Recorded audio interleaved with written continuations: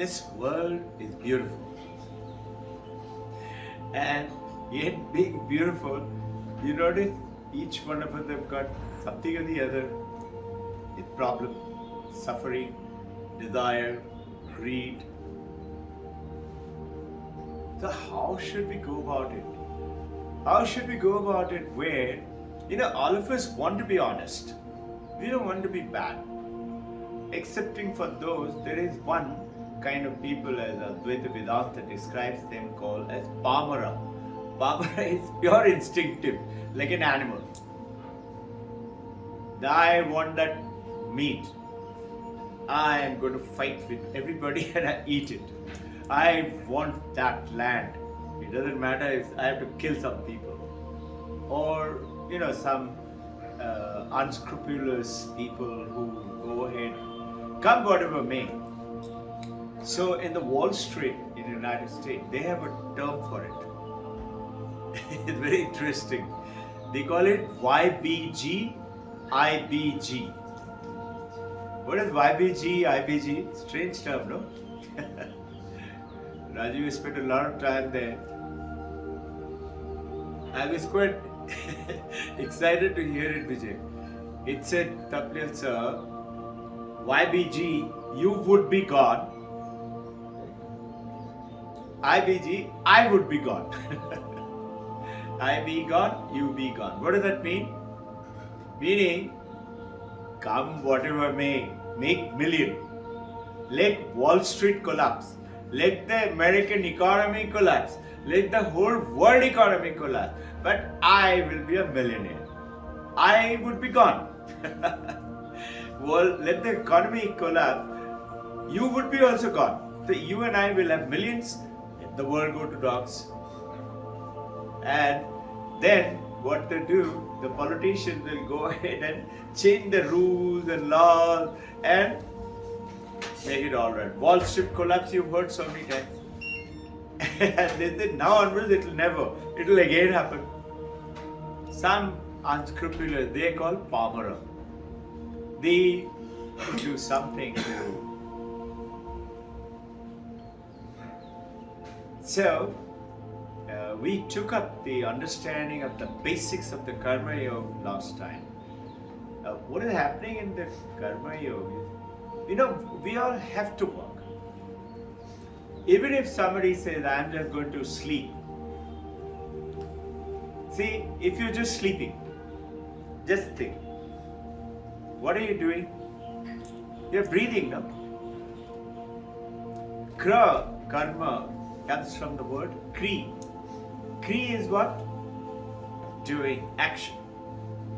Kriya is action through, that's your Kriya Yoga. Kriya is also karma. It is action. We have to do, even if you want to do nothing, you just want to sleep and sleep and sleep and let everybody else, that family work and get me food, even then you have to eat it. You have to breathe to stay alive. You are doing work. So intention by our great spiritual masters is that this world is beautiful. You can easily stick to what is called, because of this, the laws, if it is not there, a family won't be there. A spiritual law. Just look. Papa and Mama are supposed to do something. Papa and Mama, between them, they're supposed to do something. The children are supposed to do something. These are called spiritual laws, understanding, basics. When we don't do it, when we try to go out of turn, you step out the line. And the moment you step out the line, as per ancient Indian understanding, you are going against the law. You remember the story I had talked about?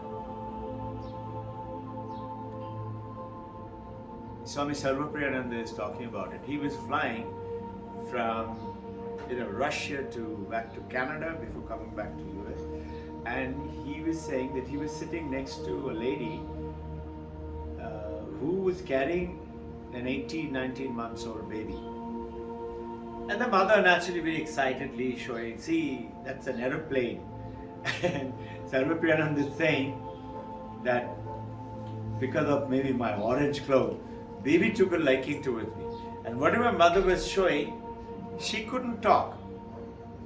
18, 19 months. But she was smiling at me and also showing. Mother said, aeroplane. And baby looked at me, smiled and said, Mr. Bear. They were carrying a teddy bear with them. So, Gloria was her name. Gloria shows. Mommy saying, Mr. Bear. Sky. She's also showing sky. And he says, something mother asked. And the baby reacted. I didn't understand at that time. He's saying, later on I had a deep, what we are doing is Vedic understanding of the entire life. He said, I had that realization. Mommy took out her mobile and took out Gloria's one of the picture and asked the baby, who is this? Notice, till now, when said Mr. Bear, he also showed Mr. Bear. The plane was showing like that. And the moment she asked, who is this picture? She looked at me and smiled and said, imagine 18, 19 months old baby, at home, 6, 7 months, 10 months old baby, Vedant Kute, and Vedant is doing like this. Already, I am the one who is Vedant. So we are growing up with this. Who is this? Me. And this me, the moment, see, we are infinite. World is powerful. World is beautiful. World is filled with all possibility. Like, let's say this bulb. This bulb was there in the storeroom. It wasn't lit. Why? Because it was not connected. With what? Electricity. So the electricians come and plug it in and switch on, press the button. Let's say this camera. It was there in the store, the mobile, the computer, the air conditioner. They were all lying in the store, good for nothing. Meaning, good for lots of things, but it is not connected, not doing its work. And the moment you bring it in and connect it to what is that one thing which makes all of them work? The camera, the computer, the mobile, the light, and you will say electricity. It's so simple. What is that which is making all of us work? We have got disconnected from that. And that is what is the reason why we are suffering so much. Why we are not getting what we want. And that we had talked about it is the consciousness. So you will say, alright, what if I stay connected with consciousness? I'm doing it genuinely. I'm connected. Whatever I do, I know it is because of consciousness. So I'm aware. Why do I still suffer? People are still suffering. So Vedanta goes ahead and says, answer is not complicated. There is one little underlying called finely written. What is that? This is called sadhana chatushta. One reason is going into the sadhana chatushta, the law, is we are infinite, we are consciousness. So somebody asked Ramana Maharshi, if I am consciousness, how come I don't know it? Tell me. So Ramana Maharshi asks him, who's asking? Can you get the point? He's asking, who's asking? Is it me? Who's this me? So me, Vijay. The moment you say that, name, form and function. So you got disconnected from that consciousness. You didn't say, the Chaitanya is asking the question. So what happened? You and I got limited by a name, form and function. And the moment you get limited, what happens is, infinite universe, full of potential.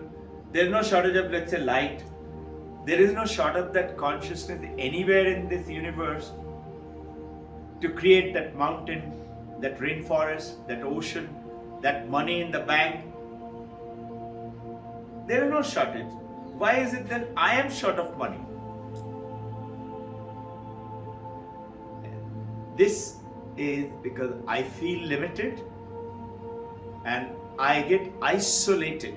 I'm now lying in the store, not connected. The two get connected,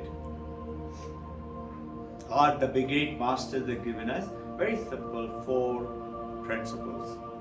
We need to follow them. This understanding of it, remember there was one oncologist. He is a very special doctor treating cancer patient.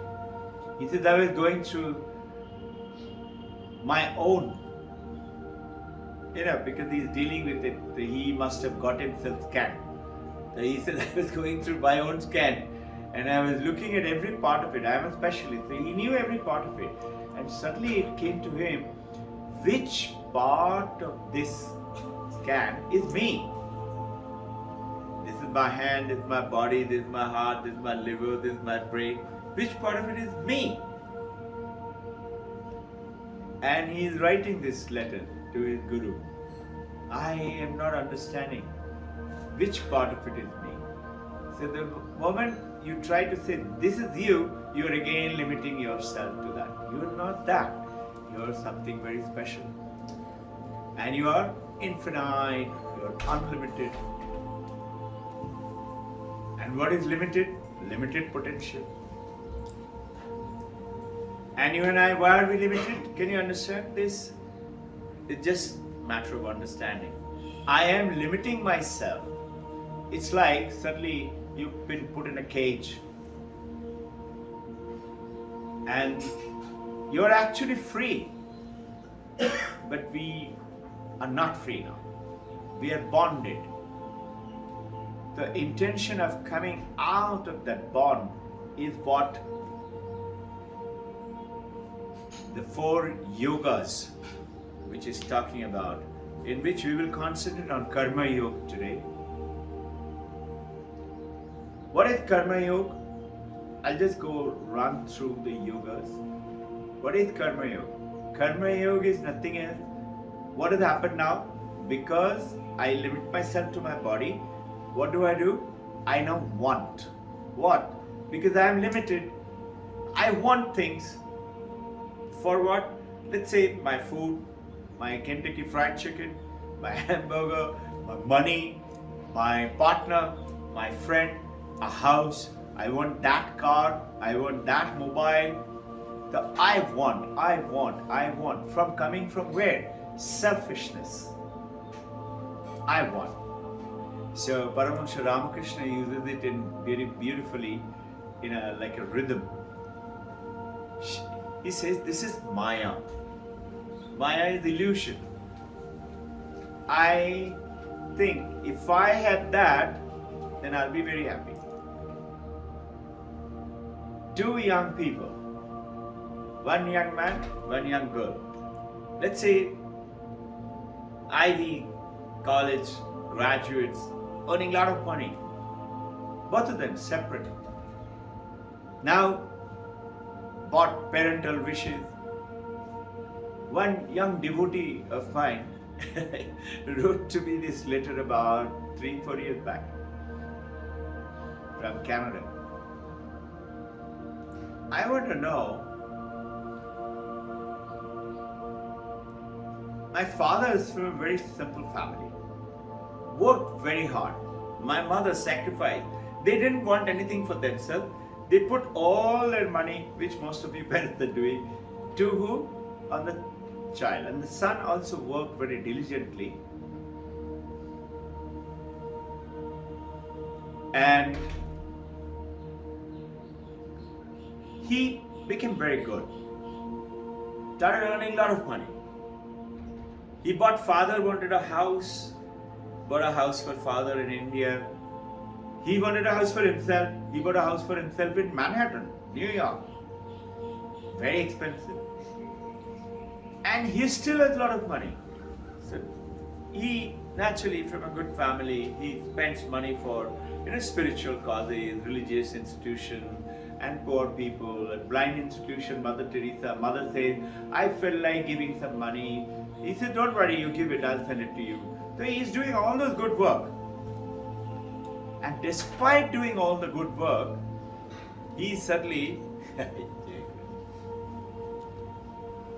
he is realizing, this is not what I want. It's something else. What is that something else? So he asked his father, Father, you have been guiding me all along till now. Tell me, just see the question. And you all, if you see, if our children are not guided spiritually, or the youth force, or people like you and me, if our questions are not clear in our mind, so what will happen? There will be doubt. So the son asks father, now what? Meaning, apparently I've got everything. I got money, I got house in Manhattan, New York, I got house in India. I'm okay, whatever you all wanted, I've given it to you. Mommy and daddy says we are very happy now. Meaning their life's dream is over. So he asked father, now what? What is my journey now? And he's very young. He can't be more than 35, 38. He's writing to me, sir, now what? And just see, this disconnection is that light bulb lying in the store, good for nothing. It's got all the potential. All you have to do, this computer lying in the store, good for nothing. All you have to do, connect it with something. What is that something? This is that consciousness.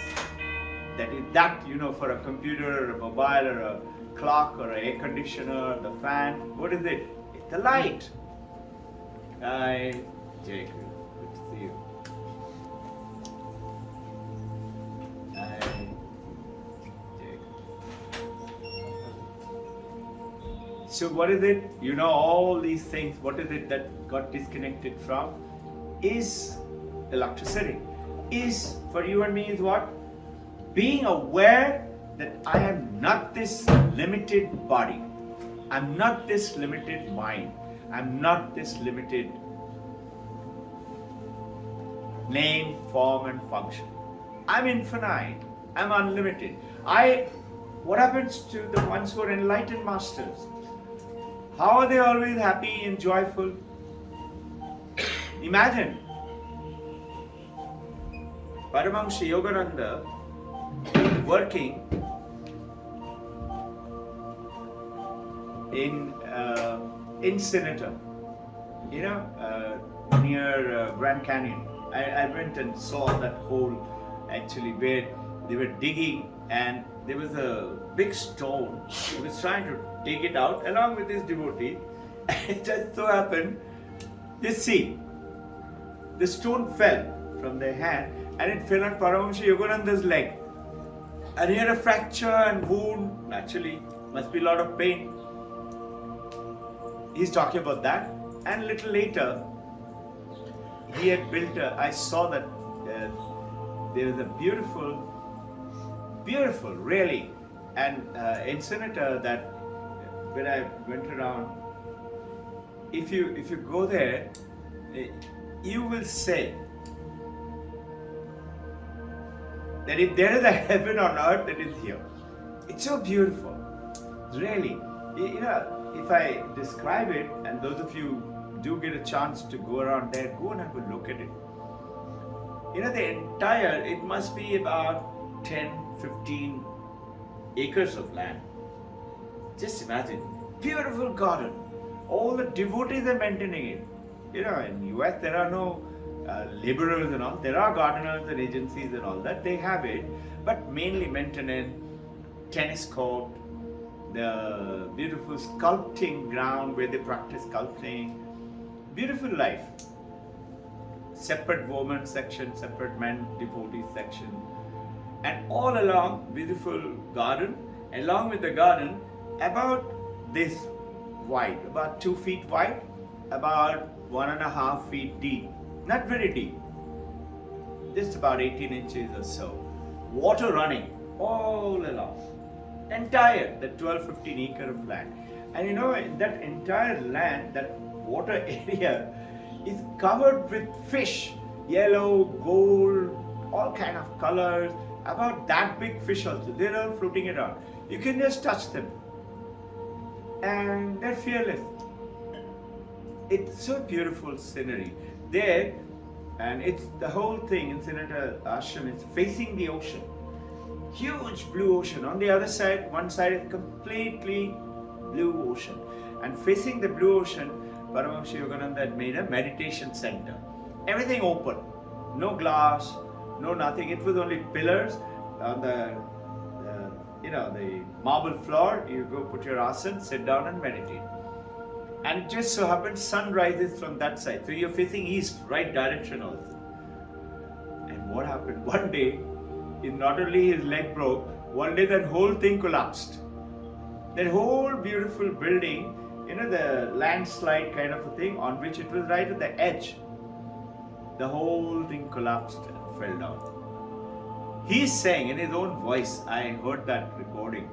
He's saying, I said, Mother, God, I thought to protect. What is this? I spent so much of time and money and effort creating this to worship you only. Why did you destroy it?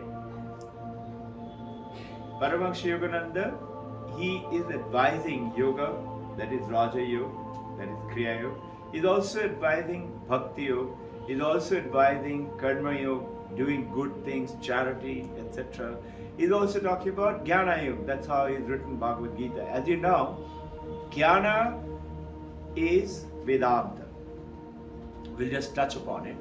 And Vedanta is, it's very simple. Bhagavad Gita, Brahma Sutra and Upanishad. Three simple things. Brahma Sutra. Why certain things happen, and started out by Shankaracharya first thing.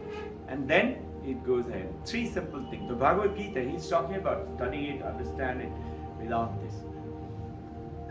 So he's himself saying from his own voice that I got the message, I heard it. My universe is changing every moment. Now, look at the ocean changing, the river, the mountain, the landslide, the glaciers. And yours, one little temple is fallen down and you're cribbing to me? He went ahead and rebuilt that. And I saw that rebuilt part of it. I was hearing this story from them. You look at it. All our masters, Paramahansa Yoga, Ramakrishna, he took the bad karma of the monks in the Ramakrishna order, say Girish Ghosh. Girish Ghosh, the great those days novelist who started film industry, from theatre to film industry in West Bengal. Maharashtra and West Bengal were the first, and then South India, and then rest of the India caught on to this theatre art and went on to the film. And Girish Ghosh used to do anything that you can think bad, he used to do that. And he happened to get connected with Paramahansa Ramakrishna. And he was very bad. He and one of his very close friend, always drunk, Kalipada Ghosh. Name is also Ghosh. Both of them come one day, Girish Ghosh, Kalipada Ghosh, come to Paramahansa Ramakrishna and ask. Kalipada Ghosh is totally drunk. Walks in, toddling like that, and comes. And Paramahansa Ramakrishna in that Kali Mandir is talking to his devotee and says, in Bengali asked him, "Do you have something to drink?" To Paramahansa Ramakrishna. He said, "Yes." All of the devotees got very surprised. He said, "Yes, I have. It is so nice that you will give up what you're drinking now." So Kalipata Ghosh asked him, "Bilaiti hai kya?" Is it English? Those days British things and all that. The Paramahansa Ramakrishna said, he said, both of them got transformed. And before he left his body, then one of the devotees came and said, "I'm going to Ganga Sagar." Ganga Sagar is where River Ganga meets with the ocean in Bengal. And Sundarban forest, famous Robbin Ghosh tiger. It's a beautiful place. And people do certain types of rituals over there. And they go on, do all kind of spiritual act of kindness, donation, things like that. So this gentleman said, "Sir, I'm going to Ganga Sagar. I'm going to distribute clothes and food to those who come there." Like Palki, when I told somebody, "Why don't you go and distribute some bananas?" The driver, they'll feel very nice going and doing it. And they came back and said, "Sir, we feel very happy." And they found out 2 Palkis. One is Gyaneshwar and the other is Tukaram. They did all that. So like that he said, Paramahansa Ramakrishna, "Sir, I'm going to do it." Feeling nice to share with his Guru. Paramahansa Ramakrishna said, "Why do you want to go to Ganga Sagar?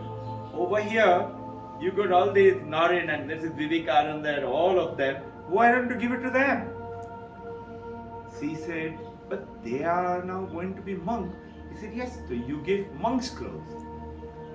So this gentleman goes and gets, he had that time 16 very close disciples. Paramahansa Ramakrishna, he asked him, "How many should I take? Bring, set of clothes." He said 12.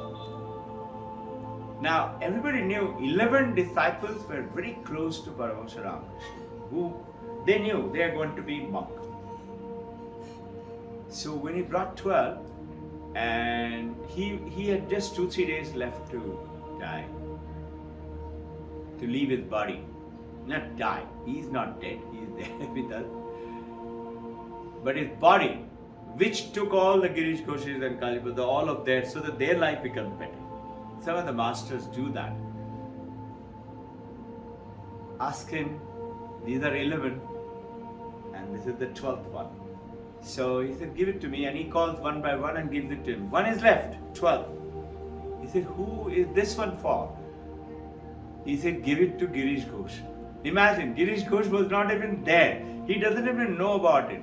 And this Girish Ghosh goes ahead and becomes the enlightened master.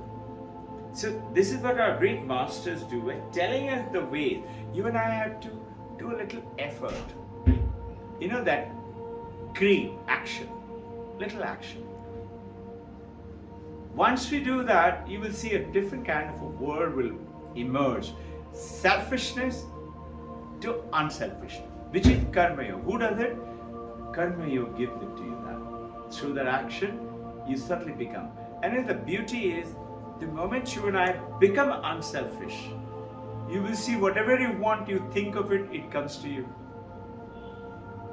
Even if you are not unselfish totally, on the journey, you will see on the journey itself, it will come to you and you will get motivated. How it is happening. Bhakti yoga. What is bhakti yoga? We have lots of desires. And what do?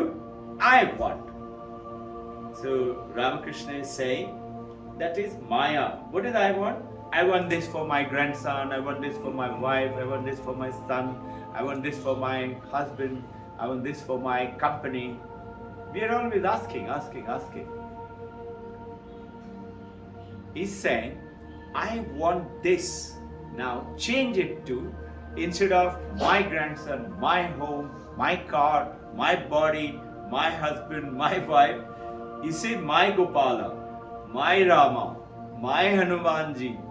You just transfer the direction. You all must have heard this story. Tulsidas, Banaras. If you ever go down, most of you must have gone there. You were living there. It's a beautiful temple, very simple temple, but they have now that beautiful mural decorations on the first floor, second floor, all around the wall. They've done the entire Ramayana painting. Tulsidas used to write Ramayana there. Now, lots of devotees.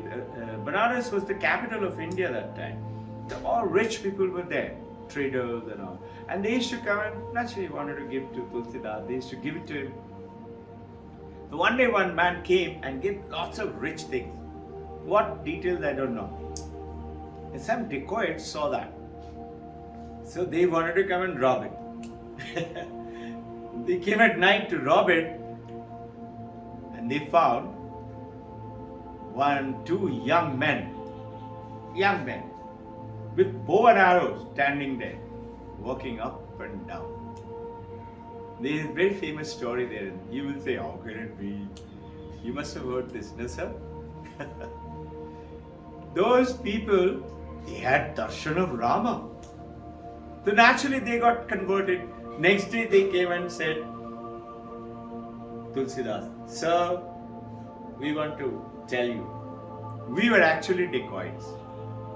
And we came to rob you last night. We have changed now. We want to lead a pure life. Please initiate, take us with you. And Tulsidas said, sure. And then they said, sir, we want to tell you one more thing. We came last night and we saw two young men with bow and arrow were walking up and down. Because of that we could not come and steal. Just think.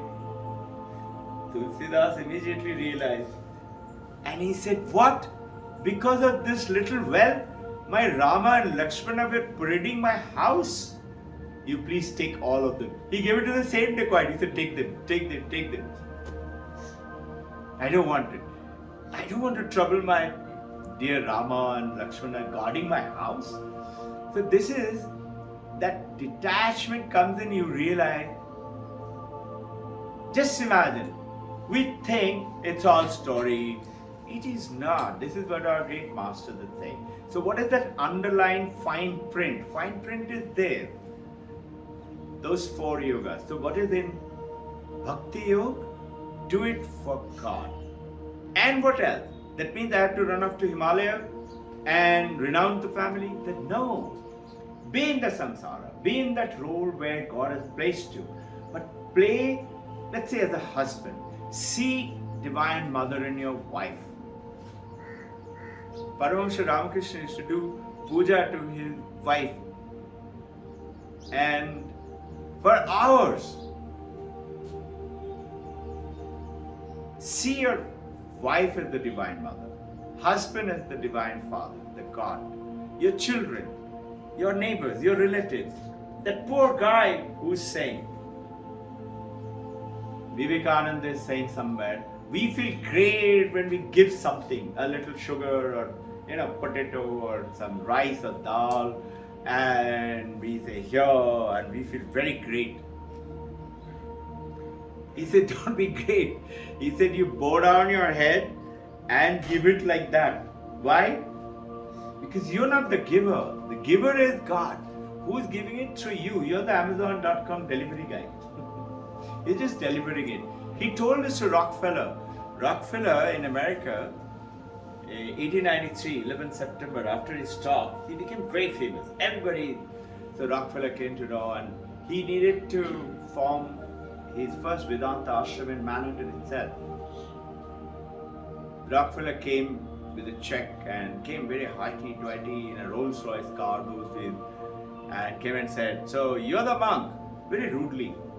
I've come with some money. Vivekananda was writing something. He didn't look up. He showed distinct disregard.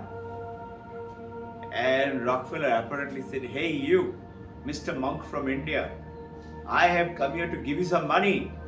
So Vivekananda apparently looked up and said, oh, God has placed you there to keep that money to give it to the organizations. Why is it you're not giving it to the people? Rockefeller never gave anybody. You know what? Rockefeller got very angry and he walked off from there. Didn't give the money. 6-7 days later, he didn't come back. he must have got the message.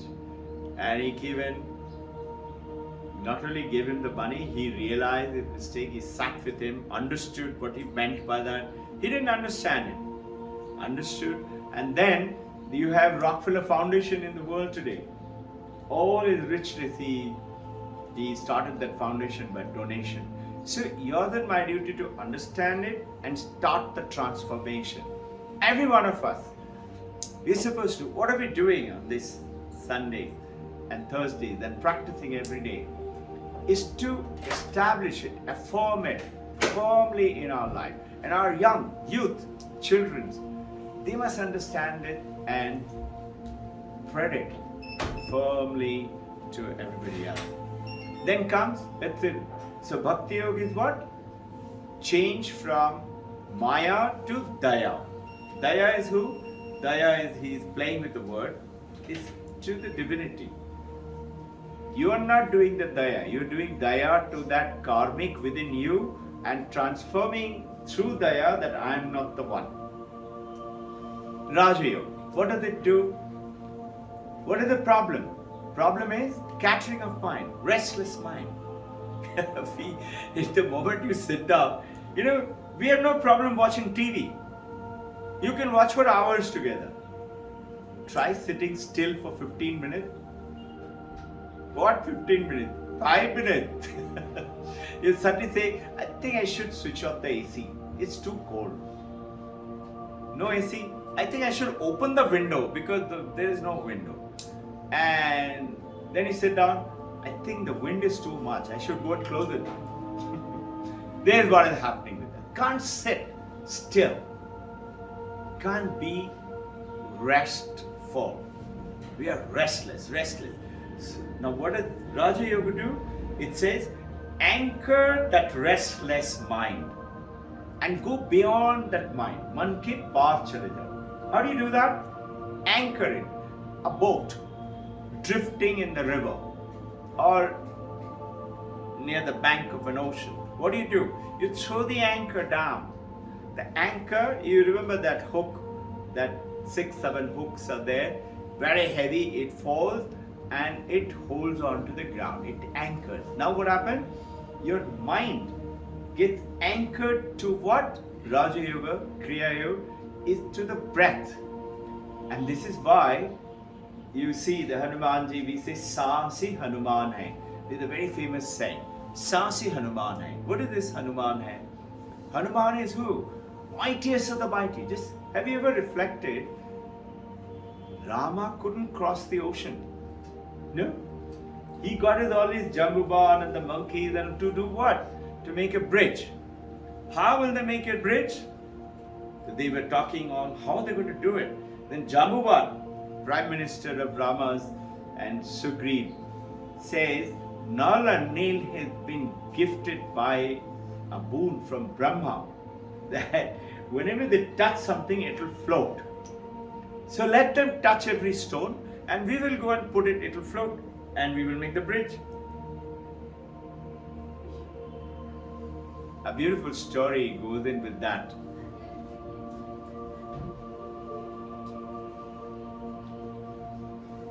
Rama saw Nal and Nil is touching and people are going putting the stone and Nal and Nil saying what?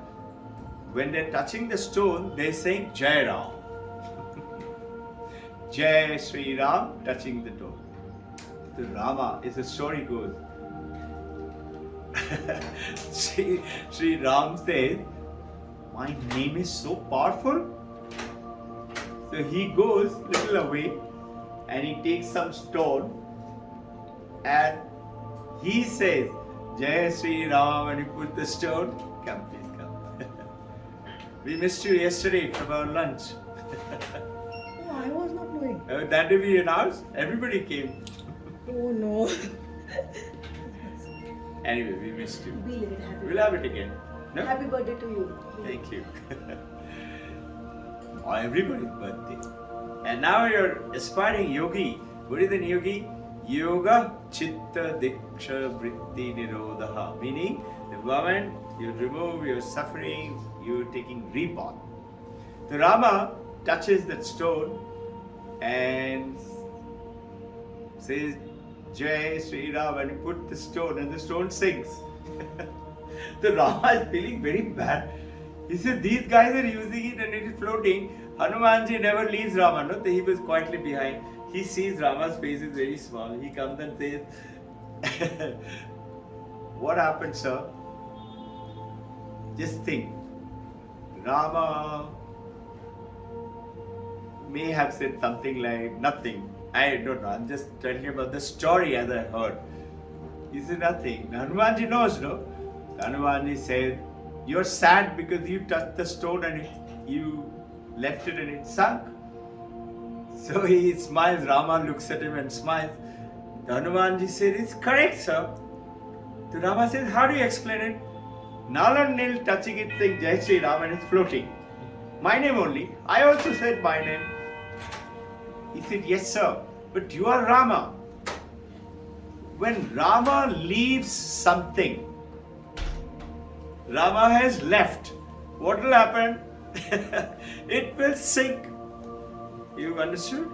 If Rama says, I'm not with you, you are on your own, what will happen to you? You will sink. This is how beautifully Hanumanji explains to him. Now, this is the story format. It goes in to say that you stay connected. And if you get to the Advaita Vedanta understanding of this consciousness, the power within you, why do I talk to the youth, all of you, that each one of you, if you just get connected and notice now it is happening in the school, not one, not two, there's so many of them, more than 150 of them, doing brilliantly well. Who are they? They're like you and me only. I feel so jealous. Honestly, I wish somebody had come and told you and me when we were young in the school days, hey monkey, if you work like this, you will be a topper. We did what? Hard work, studied. We did reasonably okay time, good time, reasonably good. But could we think about all-rounder, meaning academic, sports, art, craft, dance, music, everything that you can think about, be a topper? We think I was good in sports, I want to play for India. That was our dream. And if you reach India team, I've done it. That's it, you got limited. Nobody told us, hey champion, you can be topper. Not just India, you could be a topper in the world. Nobody told us.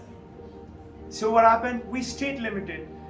This is the message from the Vedanta. You are infinite. Then why isn't everybody becoming infinite? Why is all our desires and wishes are fulfilled, and wherever we go, we say Tathastu? Why is it not happening? That's the fine print. We are disconnected with those. So, Karma Yoga, from selfishness to unselfishness.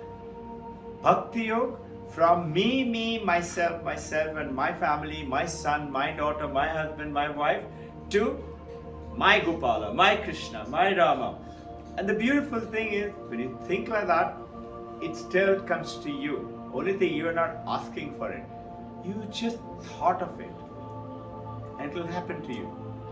And then when it happens to you, you are not as yet enlightened master. You just started the journey.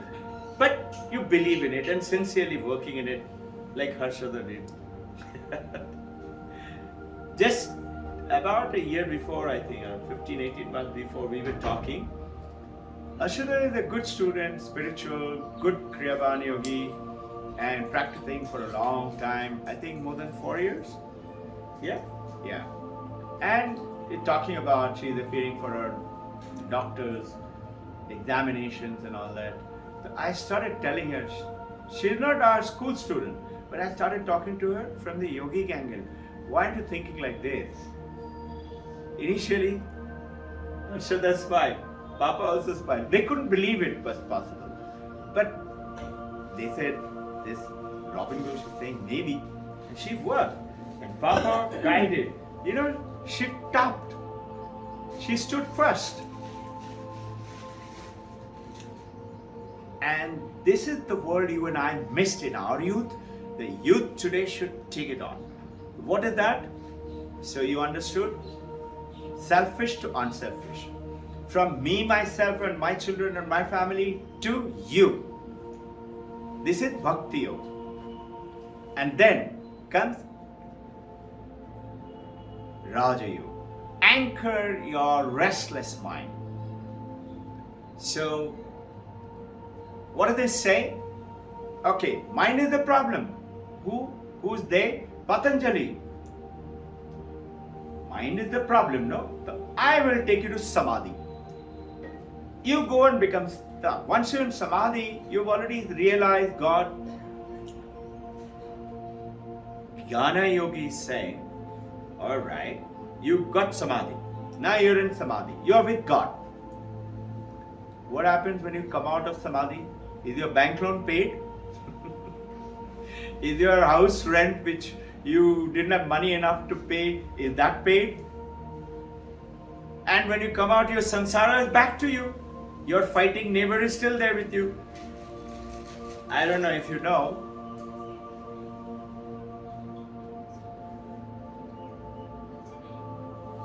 Forgetting his name. Very famous saint. Not Tulsidas. Similar, contemporary.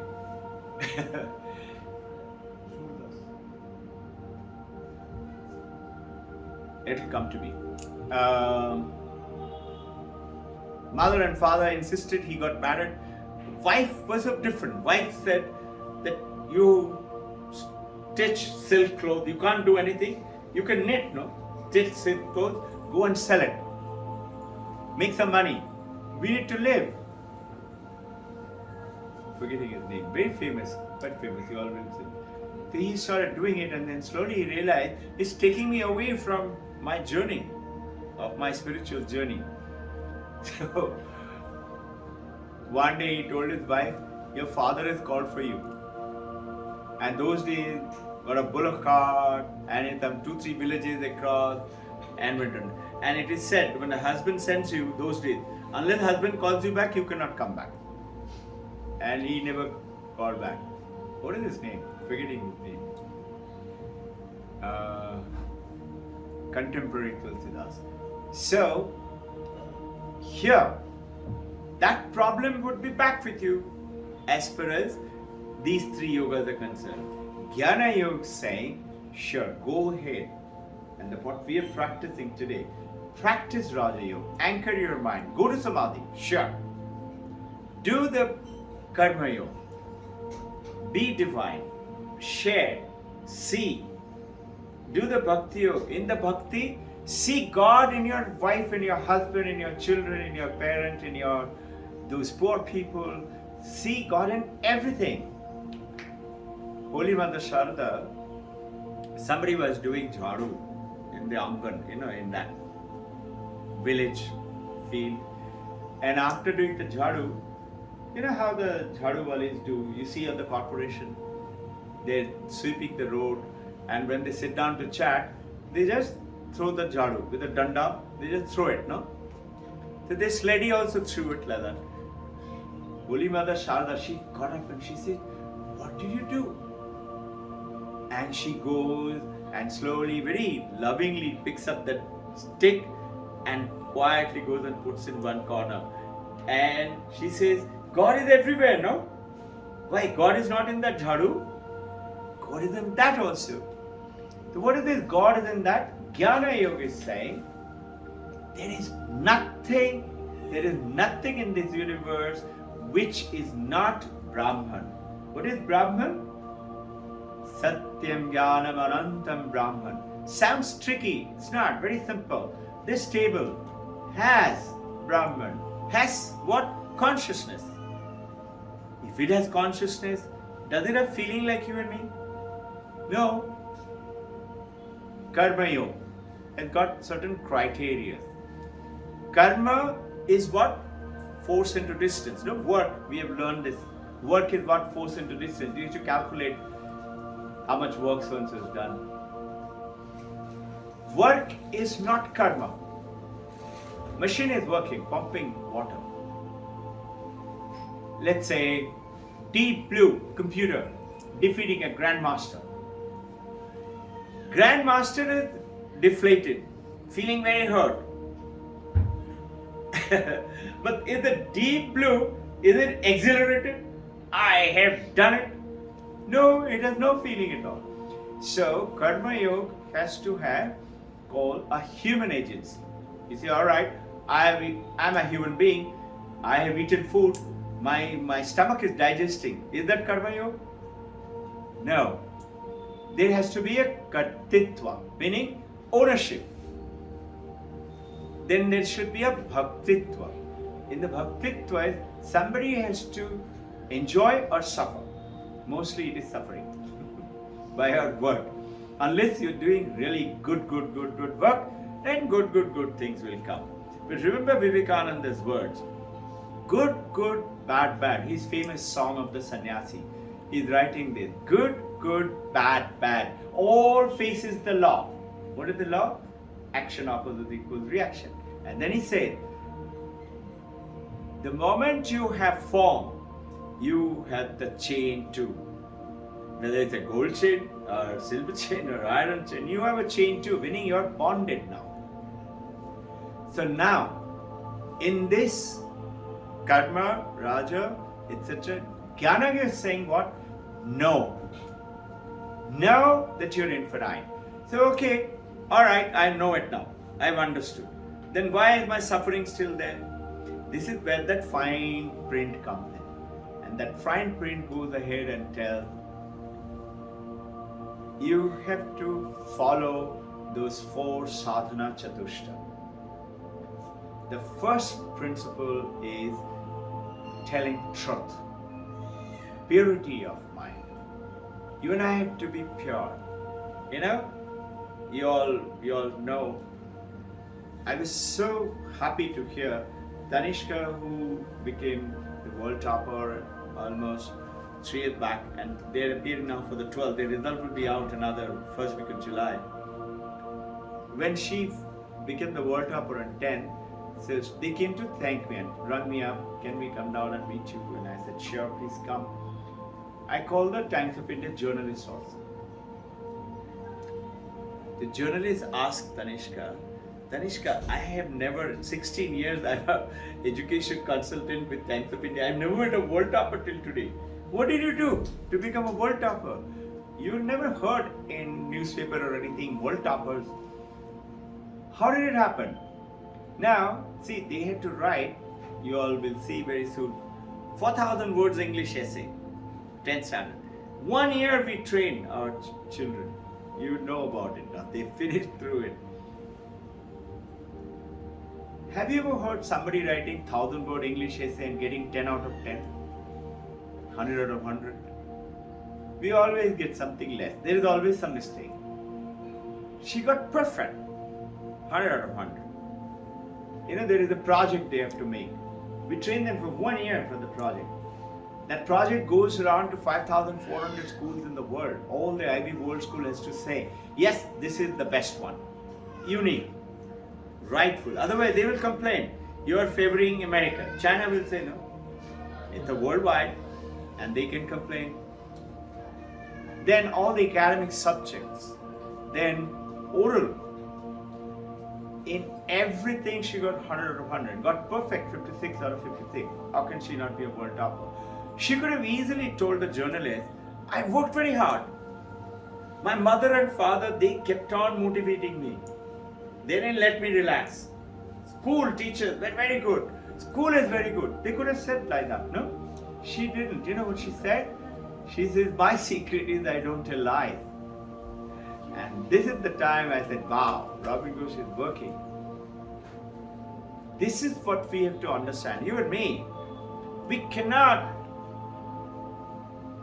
be lying in the store and say, why there is no light in my bulb?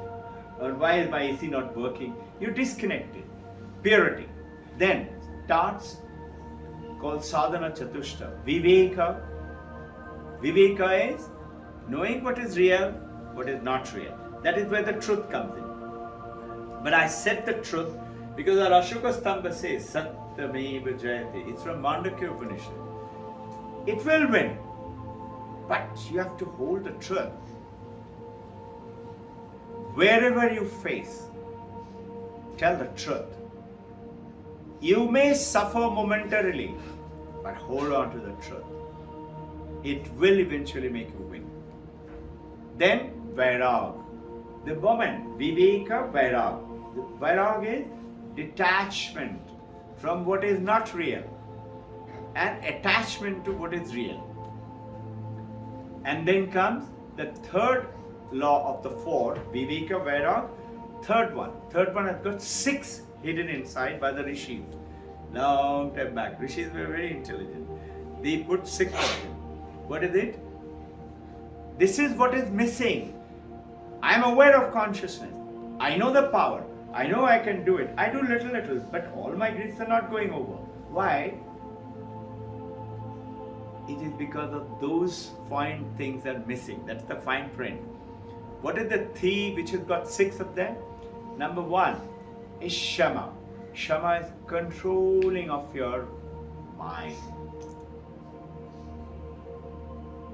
Dhamma. Shama, Dhamma. Dhamma is controlling of your senses. Our senses are, have you ever thought of it this way? What is our sense doing? My eye, my ears, my touch, my smell. I'm grabbing the world and putting it into my brain. I love that. I like that. I see that beautiful mountain, ocean. I love this baby. I love to eat it. I love to wear it. I love to possess it. The senses are supposed to take us out and bring it, bombard it in our brain. Brain in turn gives it to the mind. The mind is restless. And the restless mind does what? It can't do anything unless it is empowered by consciousness. That consciousness, I showed you also on the chart.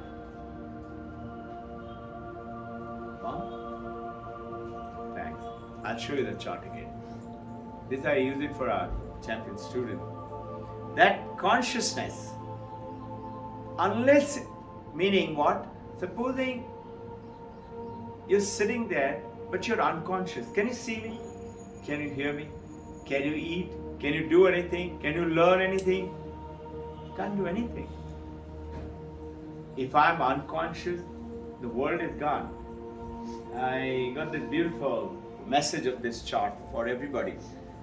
See, this is the senses, 5 senses, bombarding, bringing the world to my brain, to the body and to the senses.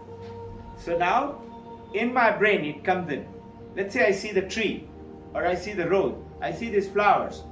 What is it? It comes to my brain.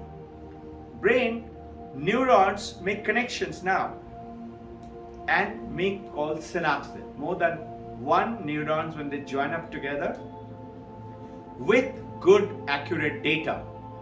That is criteria. Then they make a synapses. Synapses is permanent. Neurons die. So if we don't keep on utilizing our brain becomes smaller and smaller. We become duller and duller. If a child is locked up into a room, the brain will shrink. No data. That's why mothers instinctively talk, teach, read to the children. So, what is the mind doing now? Mind is being empowered from the consciousness. You know what it is? A nearest simile is the moon getting the sunlight. Take this as the sun. Throwing on the moon. Moon is the mind. When this called reflective consciousness comes in and empowers the mind understands, receives. I'm seeing some flowers. Otherwise it doesn't.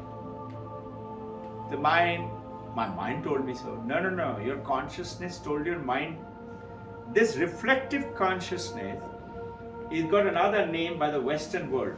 Joseph Murphy, very famous, he's a philosopher. He's written this book called Power of Your Subconscious Mind. Subconscious mind, they call it. All of you have seen this book called Secret, Magic, Rhonda. That That is this subconscious mind. What Vedanta is talking about, the power of the consciousness, far, far beyond. And that consciousness you can activate by those sadhana chatushta. Shama, Dama, then what? Titiksha. What is Titiksha? Titiksha is I will not give up. So Paramahansa Yogananda's leg broke. Ramakrishna, throat cancer. He knew he's only taken it, no? He knew he's going to die. Terrible pain. Can't eat. I believe throat cancer is the most painful thing one can ever suffer. He's in so much of pain. Hari Maharaj, then he became Turiya Maharaj. That time he was Hari Maharaj with the Brahmachari. In Kashipur, the garden building, Sharada and I went and saw that place. He comes down and he meets Ramakrishna Paramahansa and he asks in Bengali, Thakur, how are you feeling today? Normal question, Thakur, how are you? So Paramahansa Ramakrishna, my throat is paining, I can't eat anything, I'm not okay. Hari Maharaj looks at him and he said, but Thakur, you are looking as if you are in bliss. You're not looking, you're in pain. You're suffering. And just imagine, 2-3 days to go, he could have easily got angry. You don't know what the hell you're talking about. I'm enjoying. Instead of that, Paramahansa Ramakrishna said, rascal has caught me. He said in Bengali, Shala dhore pheleche. What does that mean? Meaning he's actually seen through that apparent physical thing. He is understood. He went ahead and became a great monk. And Turiya Maharaj himself, once he was talking to his devotee, explaining Bhagavad Gita, and one doctor comes, and he had a terrible boil, they called it carbuncle, very bad boil, which became more than an inch big, and it had got deep root, right up to the bone or something like that. So doctor came and said, sir, I have to operate it. I'll give you anesthesia and operate. Turiya Maharaj says, not required. You can operate. Just give me a minute. Turiya Maharaj, what does he do? What feels pain? Your mind does. Mind, through the senses, feels the pain. He disconnects his mind. The doctor cuts open the whole thing, operate. Turiya Maharaj kept on talking to the people. Think. Unbelievable, no? Now, the fun comes here. Doctor surprised himself, patches up, bandages it, deep wound, goes ahead. Next day he comes to change the bandage. The doctor comes straight and he's in his own trance, Turiya Maharaj in his own trance, and he's talking to again devotee. He's in different kind of world, but not disconnected from his mind. Doctor comes without telling him anything. He unwraps the bandage. He doesn't do anything. Turiya Maharaj is quietly talking, and as he opens that patch, it was stuck with that wound, no? And now Hari Maharaj, Turiya Maharaj, suddenly yells, "Ah!" The doctor is shocked now. He said, Maharaj, what happened? Yesterday I cut open that place. You didn't do anything. All he said in Bengali, Aage bolbe to. What does that mean? Pehle to bolna chahiye. You should have told me before you were to do it. Meaning, he didn't realize that guy is coming and doing something over there. So see, the process they're talking through this, that you have a way, disconnection. Titiksha is, I'm not going to give up. Like, you got a physics class. Physics teacher has written down one formula, very famous example. And you like your physics teacher very much, and she asks you, so did you understand it? And you say, ma'am, I didn't understand, but I love you very much. Whatever you say, I know it must be true. Will the teacher be happy? She'll say, okay, very nice, you like me, but you monkey, you have to understand it. So what do you do now? What will she say? Hey, you take this book take this diagram, take this paper, sit by yourself in the library at your home. Sit with it, read it again and again, titiksha. And you will understand. Why not? Why can't you understand? After titiksha is uparati. Uparati is senses are doing what? Taking us outwards. Uparati is bring it inward. Instead of going out, bring it in. And then samadhana. With that samadhana, you work with yourself. Some of you will say, my God, it's too complicated, a big thing. It is not. Thousands and millions have done it. Why not you and me? All we have to do, start. And you will be surprised when you take one step. This consciousness, Ishvara, consciousness, as per Taittiriya Upanishad 4.21, calls Brahman, Ishvara. Brahman has got another beautiful meaning. Brahman means vast. Vast what? No name. If you say vast sky or vast land, America, vast land, India, vast land, China, vast land, notice there is a limit. After something, China it will come India, or America will come to the ocean, Pacific Ocean. Now, the moment you put a name, vast something, there is a limit. But infinite, unlimited is only vast. And not only that, as per definition, it carries on expanding. There is no limit to the expansion itself. And this is what you hear, that universe is expanding. From the scientists, you are hearing it now. No? It's expanding.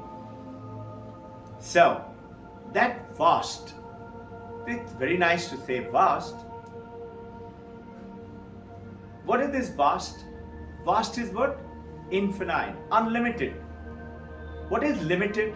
If you know what is limit, you know the opposite of that. Otherwise, you and I cannot understand what is limit. So, limit as per Vedanta is Desha, Kala, Vastu. Three things. Desha, space. I am sitting here. I am limited to this place. I am not sitting there also at the same time. I am in this house. I am not also in that house. I am not in America and in India. Think. What if you... Hi, come on in. Come.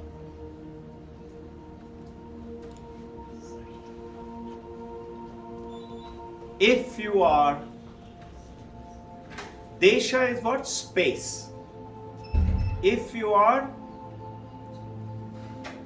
beyond, that means what? You've gone beyond space. That means what? Just think, if there is something, Ishvara is supposed to be, Brahman is supposed to be beyond that Desha. That means what? Everywhere. I'm here as well as there. How is it possible? By definition it is. Now, read Autobiography of Yogi. Lahiri Mahasaya is doing one session reading Bhagavad Gita and explaining to his devotee. Swami Pranavananda comes, his favorite disciple. Lahiri Mahasaya tells him, Pranavananda was in Rishikesh, Haridwar, that area. He got a message from Lahiri Mahasaya, come and meet me. He goes and sits down. Lahiri Mahasaya said, no, you go to Dashashwamedh Ghat, Kashi, Benares. I'll be coming there. He's surprised. Anyway, Guru has said it. So he goes to the Dashashwamedh Ghat and he sits down there. He suddenly finds, Dashashwamedh Ghat, those of you go there, it is there in the Autobiography of Yogi, Paramahansa Yogananda is writing it. Left side of the ghat, that whole slab starts to rise up into the air. Whole slab rises up. And from inside there is a cave. And from the cave, a lady in meditation floats up. And she slowly opens her eyes and looks at the river Ganga, and two balls of light is coming. The lady, Tapasvi lady, is looking at the two lights. She's supposed to be sister of Babaji, Mahavtar Babaji. Read that book. How many of you haven't seen the autobiography of Yogi book? Have you seen the book? You have? Very good. Everybody's got? Everybody's got? Okay, good. Very nice. You're a lucky people. I never saw it. I was given that book by this lady's mother when I was 6 years of age. She's my sister. Her mom gave it to me when I was 6 years, 6 or 7. And on my birthday, she's written about our childhood. A wonderful book, beautiful book, very engrossing. You can't give it up when you start reading. She's written so well. She told me, you're ready to start reading this. I still have that book. I'll show it to you. So old. It was first printed 1937 or 1917, one of these. 1893, Vivekananda went to US. 20 years later, Paramahamsa Yogananda went. And then he wrote this autobiography in Incinerator only. I had started reading. I was very fond of reading. I didn't understand it. But I used to read it. Somewhere there were nice stories. I liked the stories. Like that. That's a very powerful book. Read page 131 to 141. Read page 497, 98. 497, 98, Paramahamsa Yogananda is writing that Dr. Dickinson, when he was 18 years of age, he was walking down the streets of Chicago and he sees somebody with a turban walking on the street. And he tells he's walking 18-year-old with his mom. And that story is being written in page 497-98 by Paramahamsa Yogananda. Dr. Dickinson tells his mother, Mother, he is the one who saved my life. Mother said, what are you saying? And what happened is, like, when he was 5 years of age, 5 years, 13 years before this day, they were among brothers and all, they were playing, and there was a swimming pool. And he fell into the swimming pool. He was 5 years, he didn't know how to swim. And he was drowning. The brothers tried to put some bra and something, they also didn't know how to swim. They tried to grab him, they couldn't. They tried to put a stick, he couldn't hold a stick. He said, I went down again, and I went down again. And then suddenly, he said, I saw one flash, brilliant flash light, pushed me out of the water and threw me, literally threw me. And I saw the face. It was his face. Mother said, how can it be? So they said, anyway, mother said, okay, let's see where is he going. And he goes into, I went and saw that in Chicago, it is that International Hall of Religion. And he goes in there for his 1893 11 September talk. So Dickinson also goes in there. These are the stories written. He listens to the whole thing, and at the end of it, he goes to, and that is Swami Vivekananda. He goes to Swami Vivekananda and said, would you take me as your disciple? Swami Vivekananda says, I am not your guru. Your guru will come from India only. He says, how will I know? He said, he'll give you a silver cup. Vivekananda told him, he'll give you a silver cup. Now, Dickinson met Paramahamsa Yogananda. He became his disciple, 15 years disciple. He never got the cup. And he used to keep wondering, is he really my guru? Because that Vivekananda told, and Vivekananda became very famous. How come? One Christmas, Paramahamsa Yogananda comes to India, Kolkata in the New Market. He buys a lot of things for the Christmas gift for his disciples. And he goes back. And Christmas Day, under the Christmas tree, he giving gift to everyone, and he called Dickinson, and he said, and this is your gift. And he opened the gift from the wrapper, and he said, Gurudev, this is the cup he talked about, silver cup. How come you didn't give me all these days? Paramahansa said, you were not ready. So now just see, when you read this book, suddenly you travel from so-called reality, which we say reality that touch it. You will also say, if consciousness is there in the clock and in this thing and in the deep blue, then why doesn't it understand? Why doesn't this? So the explanation by Vedanta is very simple. There is something in you and me, in the plant, called Sthula Sharira, which this one is also. This is also Sthula Sharira. I also have a Sthula Sharira. This is physical body. And it's called Annamaya Kosha. What you eat is how you look. You notice the tigers and leopards and the hyenas, they eat raw flesh. Look how they are. They're always doing like that and walking up and walking down and restless. No? Vegetarian, cow, buffalo, giraffe, elephant, tremendous powerful. All they're doing is swinging. Very gentle. So, that physical body is Sthula Sharira. Then there is something else called Sukshma Sharira. This doesn't have. You and I have. That Sukshma Sharira is Mano, Buddhi, Chitta, Ahankar. 4 things. Your ego, your intelligence, your memory, that Chit consciousness, etc. It comes in.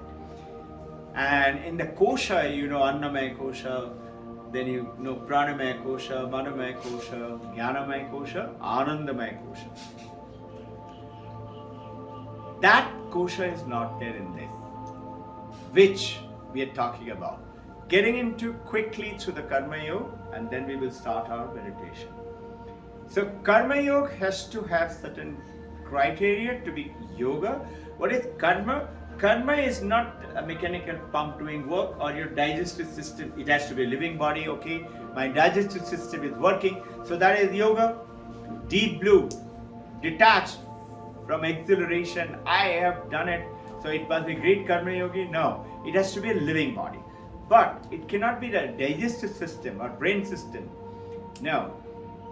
It has to be kartitva, ownership. Somebody has to take the ownership. And bhoktitvas, that is Sanskrit word, is I take the ownership. And then it is something which says it should have what? Understanding that if I do this, I do it consciously, I will face the result. And it has a choice. 2 factors, consciousness and choice. A baby is conscious, baby. Baby throws this glove, it breaks. Will the baby be punished? Animal have consciousness. Animal does something. You don't call the police guy for the animal doing something or a baby something. You don't punish the baby. Some of us do. You understand? So it has to be an ownership and it has to be result oriented. It has to be conscious and it should have a power of choice. Baby has no choice. Baby is doing involuntary, animal involuntary doing it. And then comes a very powerful law, is the cosmic result. There is a cosmic result. Now, all the others, every religion believes in it. You know, God, Jaini, Buddhists don't believe in God. But they all believe in Karma Yoga. But this is, I'm giving a definition is karma. It is not Karma Yoga. Karma, whatever I told till now. In the karma, the area has to be a result. Okay? That consciously you should know. And what is yoga? There is a beautiful definition in Vedanta. It talks about pravritti and nivritti. There is no English word for it. Vivekananda explains it in his explanation. Pravritti is a twofold. Remember, I talked to you all today, started Wall Street, Manhattan, YBG, IBG, you be gone, I be gone. What is that? You and I, let's steal all the money, get all these numbers, things like that. I will be a millionaire, you will be a millionaire, you will be gone, I'll be gone. Let the country's economy, let the Wall Street collapse, let the American economy go down, let the world economy go down. How does it matter? I'm a millionaire. And they call it Pamura. They're animalistic. Come whatever may, I must enjoy, I must have fun. I don't care. It's not like that. In this, the understanding is you will have to suffer. In the pravritti, that is one type. That's also pravritti. The other pravritti is, hey, I'm a good guy. I like to be honest. I like to be pure. I don't want to tell lies. I will be kind. I'll take care of my husband, my wife, my parent, my children, my poor people, destitute. I'll go ahead and do all an act of kindness. That is called pravritti. It is what? Circling outwards. A very good scientific explanation could be centripetal force, centrifugal force. You know, centripetal and centrifugal, you tie a string in the on a stone and you rotate the stone. Stone is rotating round and round and round. If you leave the thread, stone will go at a tangent as you know, and it will go outwards. Let's say, you know, some of us children, we used to play on a goal post. We used to hold it, or 2-3 of us used to hold each other and go round and round, no? On that pillar. That pillar is the center now. It's like that. This is the center. So, pravritti is that, but in nivritti is what? Pravritti is circling outward. Nivritti is circling inward. And nivritti is karma yoga. What is it? Bhagavad Gita. Ma paresu kadachana. It doesn't matter. I am not bothered. I am going to do what is right. I will do it. Krishna is telling Arjuna, you have to do it. He said, but I don't want to kill all these people. He said, listen, they are already dead. You have to do it. And if you want to attain enlightenment, you have to do your work. And you do that. You've been brought in and this is supposed to be set in. I can already see it. So,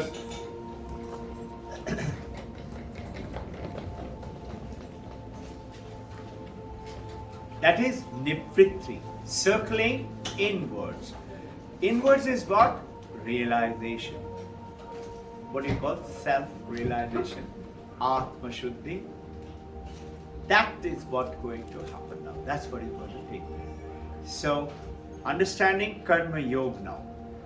The Karma Yoga, doing selfless work for other people. But it doesn't mean you run up to Himalaya. Vivekananda says a beautiful sentence. Those who run up to the mountains and caves and start doing the upasana, sadhana and God's name and doing tapasya. For what? I want to realize God. He said they have missed the boat. And he said those who plunge in headlong into the samsara, enjoying samsara, family, son, husband, wife,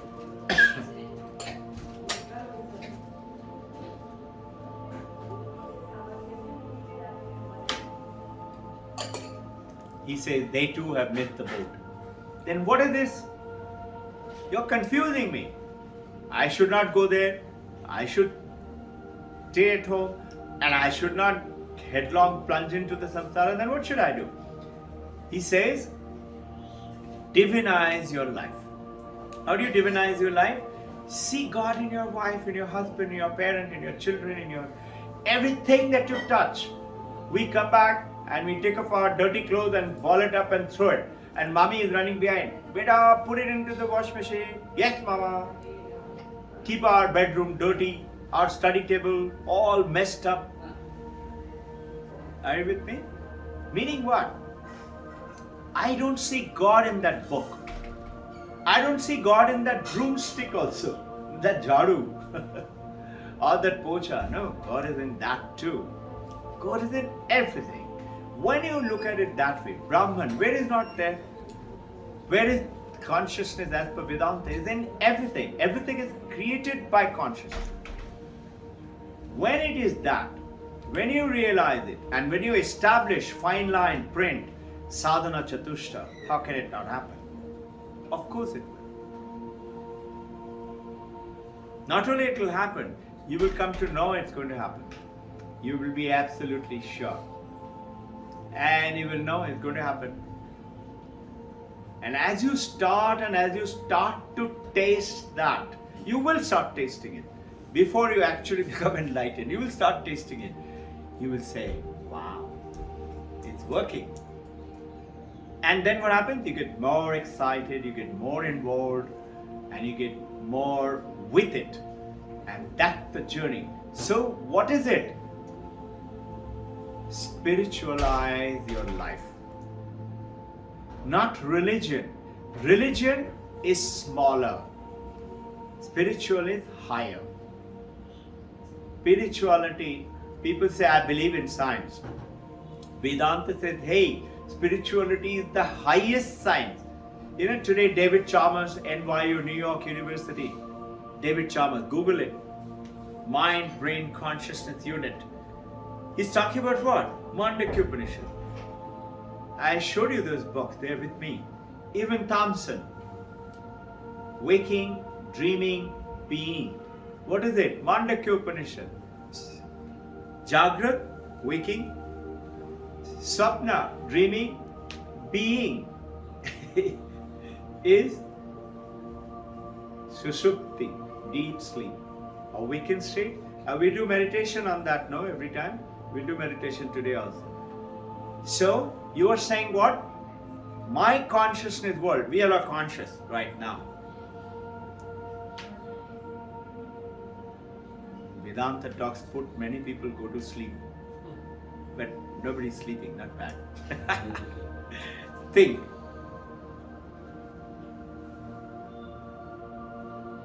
That consciousness is working, I'm aware of it. And with that, when I proceed knowing, this is the thing. I may not understand it right now.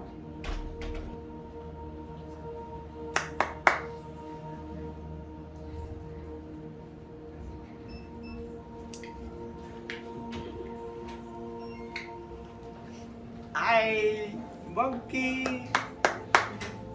Hi. Want to come? Okay.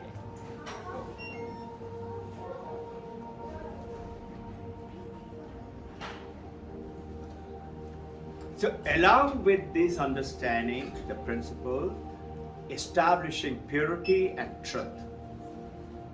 Once you do that, Shama, Dhamma, Titiksha, Uparati, Samadhana is working with it, and Shraddha. I have respect for you, philosophy, physics teacher.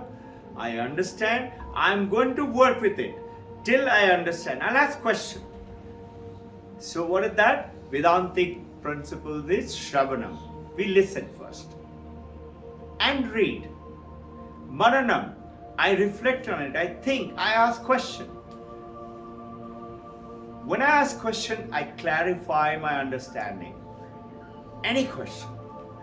And you should ask. Yes? I have a question. But I should be a vegetarian. How? Like you say, whatever we eat, like lion's example and cow's example you given. Cow is calm, lion is not restless, right? So, as a human, we should be aware. I need to understand. I'm not. Can you understand what you tell me? She is saying, you given an example of lion and a cow, vegetarian and non-vegetarian. Right. So whether she should be, what phase she has to follow, vegetarian or non-vegetarian, isn't it? Yeah, like it's given. What? Which one to follow is? I believe we should be. Yeah, Sorry. thanks. Yeah. I believe like what food we eat, it give a effect. What food will be put in our body, it's give a effect in our mind. So if I am going to be non-vegetarian, it's give a effect on my mind, and it give a like rajasic, tamasic. So it's a tamasic kind of food. So Yeah. so How do I manage that? yeah, Yeah. like that. In other words, what you're saying, let me repeat your question, what I understand. Yeah. That I have desires. I'm a simple human being. I'm a good mom, a good wife, and a good daughter, and I have my desires, and I would like to do this, and I would like to get that, and I would like to fulfill them. But along with this, you're supposed to become sattvic, and you have to go beyond sattvic also. Sattvic is also gold chain, and rajasic is silver chain, and tamasic is, iron chain.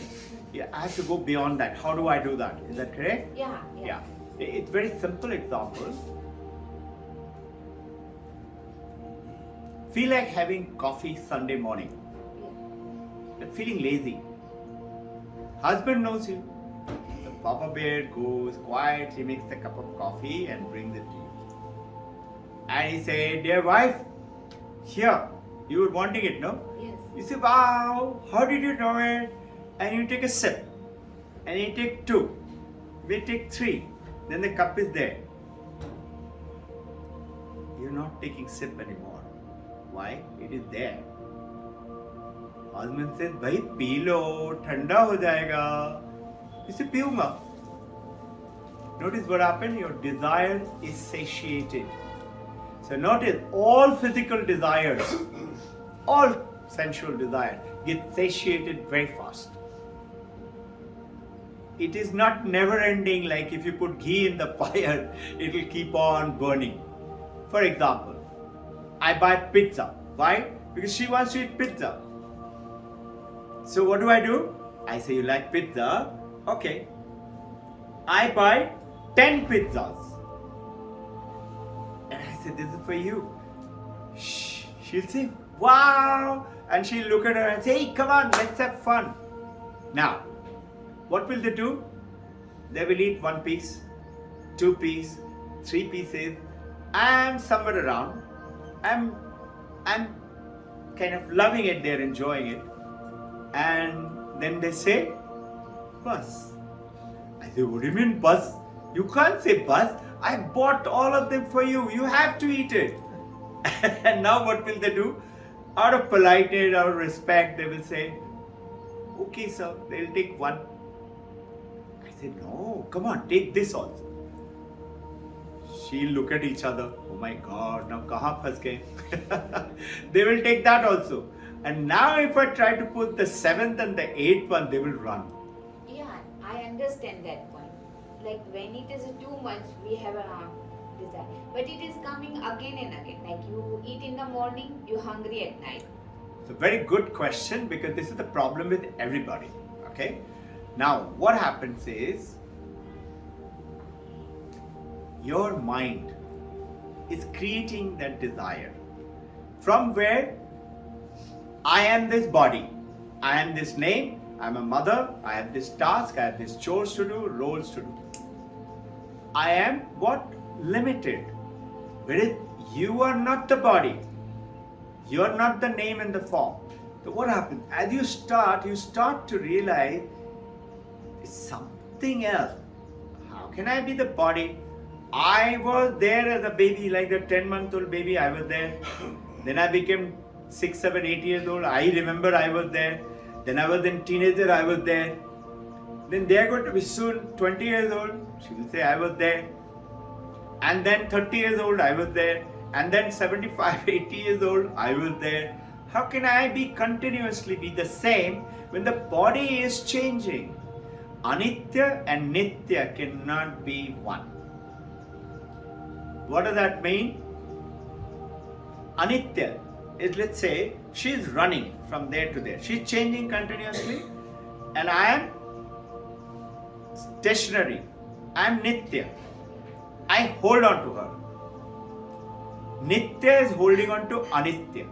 Understand this? Not confusing. Just think of it. What will happen? Either I will be dragged along with her, if she is more powerful, or she'll stop. This is what happens to your mind. What will happen? Suddenly you feel, I don't feel like it.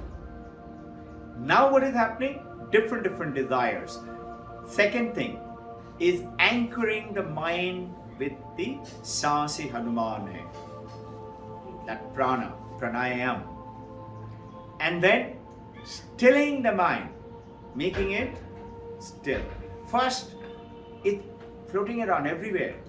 And slowly, once you get connected through that Mandakya Upanishad meditation, Jagrat, Sapna, Susupti, then what happens? You see yourself as the light, and that light is magnetic. You will suddenly say, my God,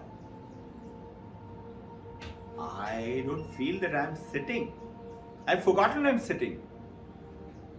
Whereas I was the one, my knee used to pain, my leg used to pull, my back used to ache.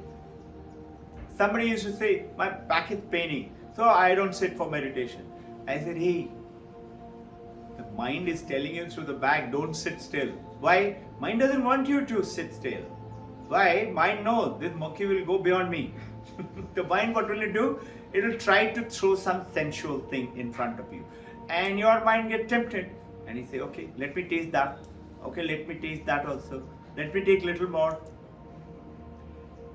Mind is getting anchored. Mind in its original form, like this baby, is born peaceful. Besides the past karma has brought certain tendency, okay, which is called sanchita karma. Now what happens? As you're following, what is it? Spiritualize your life. Highest form of religion is that spiritualizing, which is also religion. Which is what? Which is what I'm discovering. Who am I? There's a beautiful story. Ramana Maharshi, he used to always talk about, find out who you are. Who am I? The one guy comes and says, sir, you keep talking about who am I, who am I. Honestly, I don't understand all this. I don't believe it. I believe in Lord Vishnu. I'm a spiritual guy. I do worship, I do sing, I do japa, I do, diya, arti, everything. I want to follow that. Is it okay? Ramana Maharshi said, yes, it's okay. He was very surprised. He thought first he will give me a big sermon. No, forget that and start doing this.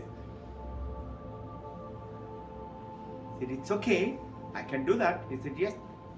So when I die, will I go to heaven and meet Vishnu? Ramana Maharshi, he used to hardly talk. He just did it. I'll go. Will Vishnu meet me? I don't know how far it is true, but this story I have heard it from another monk. He'll meet me. Wow. What's he going to tell me? Robbin Ghosh says he will tell you, find out who you are. Get back to the same thing. So what happens there? You suddenly realize this is not who I am. Now what will happen? I'll give an example. Try this out. This is a physical example, okay? Today in the world, I'm going a little beyond time. I'll take 2-3 minutes and then we'll start the exercise. In the world today, you and I felt what? I need energy. Why? Because I'm feeling weak. So what should I do? Eat. And mommies and daddies, they're always saying, come on, you're not eating properly, eat. So what is it? Food. World is saying, human beings were not meant to eat. They were meant to feast, yes, but fast. Feast and fast. You look at it. Paleolithic human beings, you and I, say 2.5-3 million years ago, human being came, Homo sapiens, right? Is to hunt once in a day. Maybe an hour, 2 hours hunting, then they will have a big feast, that deer. And then they're not going and killing every 2 hours, 3 hours, 4 hours, 5 hours to keep on eating. Next day, again eat. So you are meant to feast, eat, gorge on that deer meat or whatever, and then fast till the next day. Your hormones are meant for that. you try this. Have breakfast, have lunch. Don't eat dinner. Why? Because every problem that you have is related to every physical problem, including mental, is related to overfeeding your system. What happens? As you eat, insulin starts to be created by the pancreas and it floods the system. And when you eat and go on a fast and then eat, insulin is created little bit, just sufficient. But when you eat, when you are in a fed state, not hungry state, we eat just because it's lunchtime, dinner time, breakfast time, and wife will taste it. I eat it again. Nice. What am I? Being driven by my taste bud now. Not hungry. I'm not hungry. But it's okay. Nice. Chatpada. Golgappa. And 4 to 5 to 6 times in a day we are eating. Try this. Eat breakfast. Eat lunch. From lunch to next day's breakfast. Try this. It will take little willpower. No eating any snack. Only water. Tea, coffee, if it is without milk and sugar, is okay. And in between, no flour, that is white flour, no sugar. Okay? The third one is tricky. No vegetable oil. Okay? Because if you go at the vegetable oil, the way it is produced, you'll be surprised. No pre-cooked food. Have you realized everything that you buy from the market, which has got a packet, it has got written sugar so much, carbohydrate so much, fat so much, no? Why? Does the banana have written on it? Does the apple have written on it? They're nature's food. Eat as much as you like when you're going to eat. They're nature's food. Wheat is okay. And weak carbohydrate diet. It's a very simple law. Weak carbohydrate diet, no sugar, no white flour, no vegetable oil, no pre-cooked food like Kentucky Fried Chicken and hamburgers. And it doesn't mean you shouldn't eat. Don't become a monk and run off to the Himalaya. When you feel like sometimes eating, it's okay. Once in a while, it's okay. So he's not upset. He's telling me. I know that. That's why I said he's not upset. You can eat one. You know what will happen? Just like that question of yours. Now just watch. I'll give you just 2 days. First day, I'm hungry. When you're hungry, what happens? Something called ghrelin, Ghrelin, ghrelin, is secreted from the stomach, which makes you feel hungry. Don't go and eat, because I've eaten my breakfast, I've eaten my lunch, whatever amount you want to, no limitation. Now only water, little bit of green tea or black coffee is okay. No with sugar and milk. Next day, after my meditation prayer, I'm going to eat my breakfast. Go ahead. Just second day, just watch. Third day onwards, you will say, my God, what a monkey I was. Why was I running around for food like that? And you will be surprised, soon enough you will see you don't feel like eating even the second one. One is enough. And I'll give you Dr. Pradeep Jamnadas. He's the top cardiac surgeon in Florida. I sent it to some of you. Listen to him. He's an Indian. From 23 years of age, he's a cardiac surgeon. All the qualifications that you can have, he has. He's FRC, he's a surgeon, cardiac surgeon. He's talking about, I started to see, I've cured that cardiac patient. Again, 6 months later, he's again got a cardiac block. Why? So I started to do research into it. He's found out this. Dr. Robert Lucas, another doctor, talking the same thing. He's saying 16 hours fast, 8 hours eat. In that 8 hours you can eat. And then give it total fast, only water. Just watch. if you want to put lemon and water, don't put bottle lemon. You know what? I used to do that mistake. One day, I get messages in my meditation. I got message, look at that bottle, what's written on it. So I picked the bottle and started reading. It has got all those things which I'm not supposed to have. You know that simple Dabur, you find that bottle of lemon juice? It has got those things. The sugar is there, the fat is there. They have added it to the, they say, natural fresh lime. No, it is not natural. It is infiltrated with something. So take fresh lime if you want into the lemon, it's okay, no problem. In between that is I'm talking about. Try this. So what will happen? The same principle, what is your question? What you cannot visualize right now because you're not feeling it. You would feel it. You will suddenly say, my God, like a monkey I was chasing for this. Now what will happen? Think. I'll give you Vedantic answer now. Okay, now these were simple day-to-day answer. You and I are waves in the ocean. Okay? You've heard this example many times. You're a big wave, medium wave, small wave, Dhirubhai Ambani wave, giant tsunami wave. Okay? And small bubble, frog, tiny one.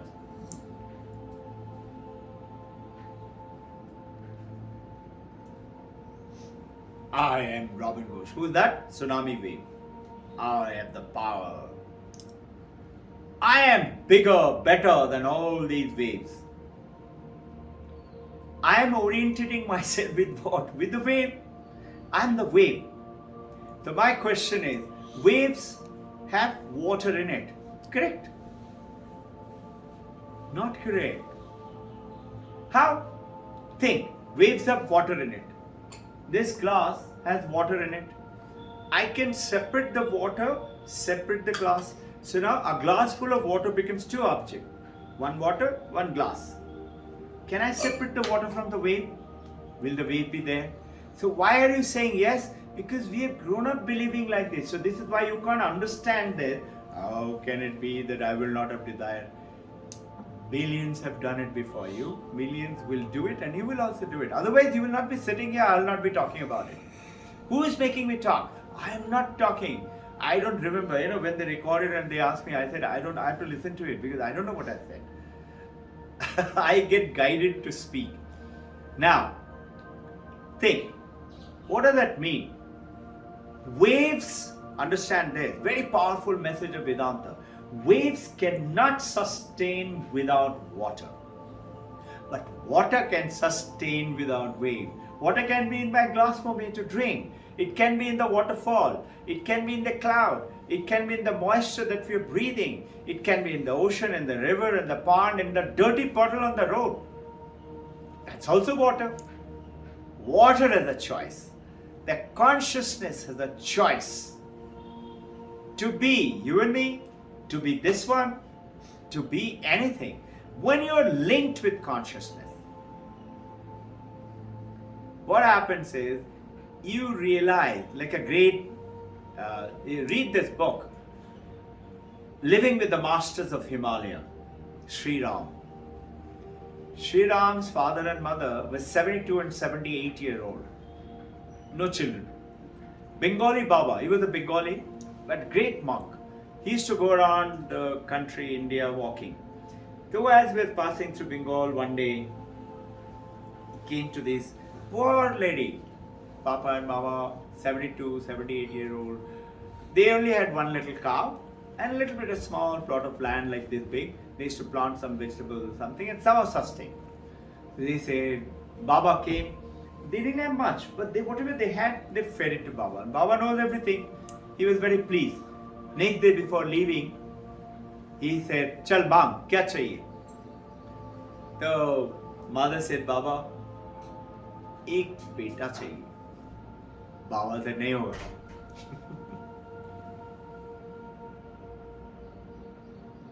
Acha Baba, sad face. Can't say anything to Baba. So Baba looked at him, looked at her. She said, थोड़ा सा दूध पीना है. The lady had a little bit of milk from the little cow, old Bengali cow, must be very little in a village.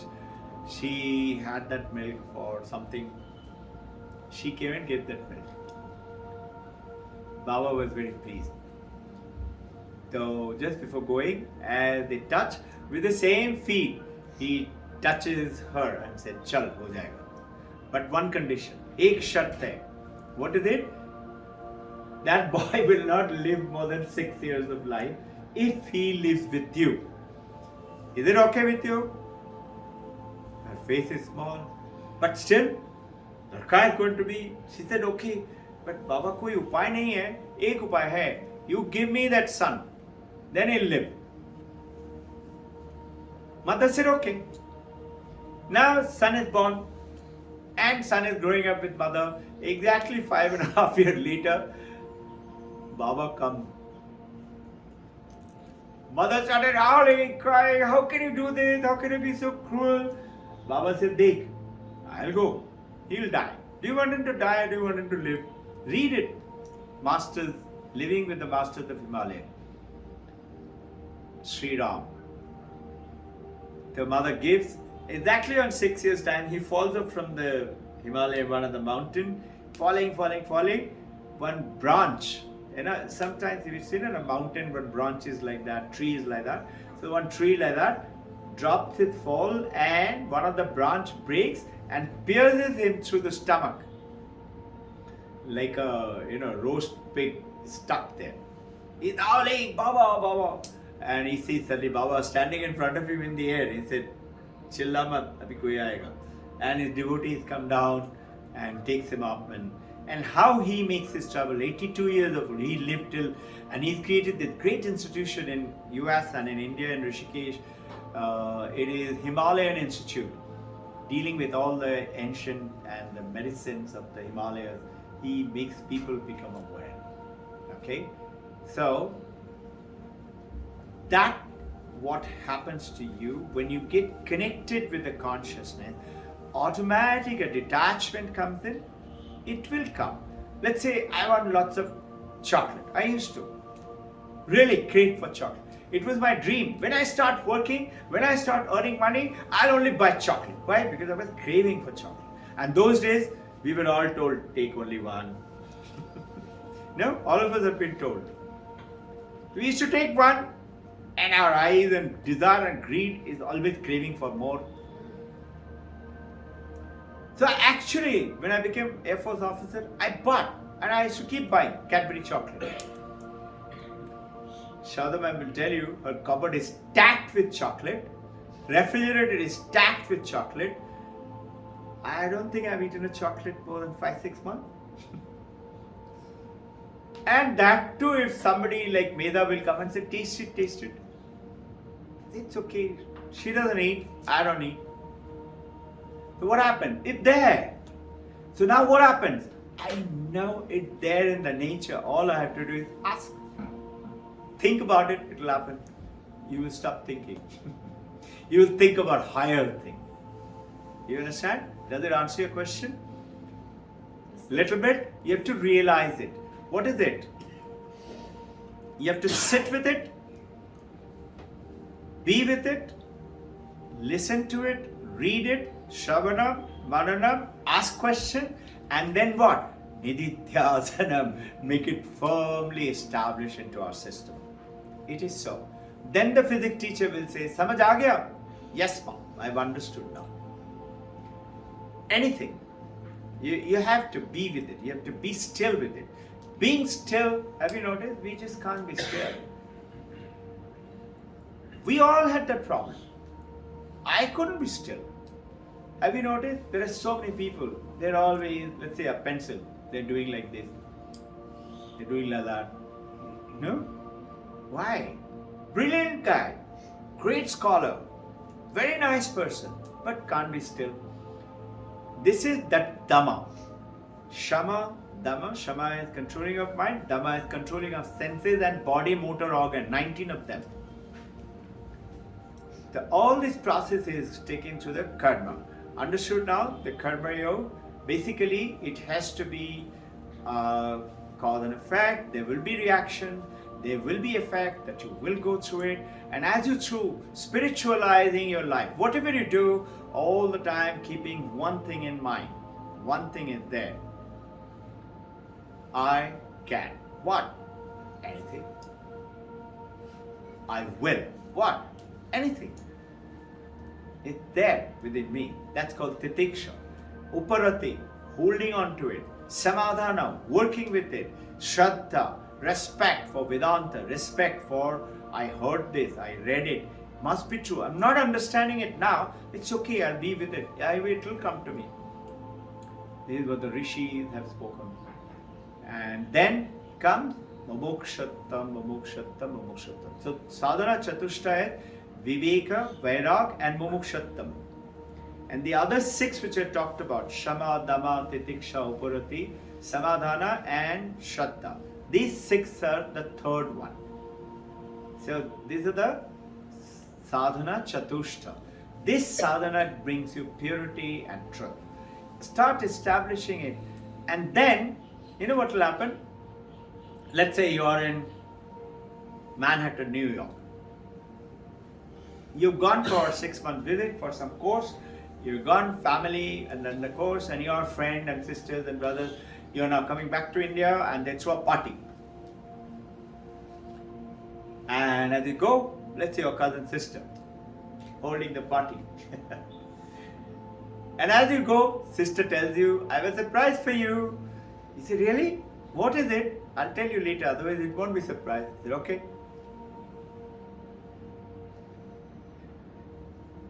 End. Everything, food is over. Swedish. She comes with a tray covered with a cloth. So here is the surprise. Now, this lady has been there for 33 years. Your cousin.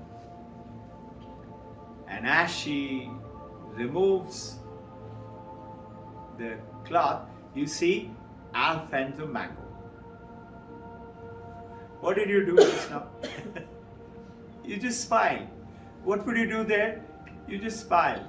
For her, Alfonso mango costly. I got it for you. What did you do? You just smile. Same thing will happen. You will know and you will smile when somebody else will say, but how? You will just smile. Don't worry, you will get it.